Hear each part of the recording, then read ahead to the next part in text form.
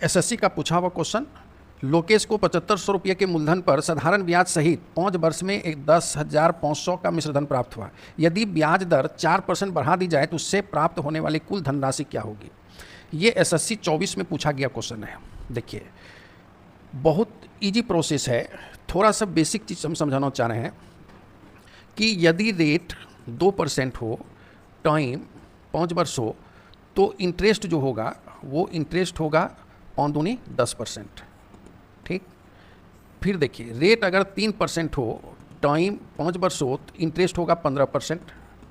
Rate 4% हो, time 5 वर्ष हो, तो इंटरेस्ट होगा 5 चौके 20%।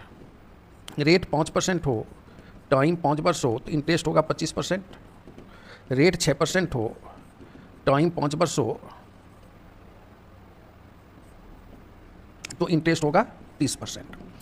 अब यहाँ से यहाँ आप 4% बढ़े, रेट 4% बढ़ाए तो 4% वार्षिक बढ़ा, एक साल में 4%, तो एक साल में 4%, तो 5 साल में 5 चौके 20% इंटरेस्ट बढ़ेगा, और यहाँ से यहाँ 20% इंटरेस्ट बढ़ा हुआ है।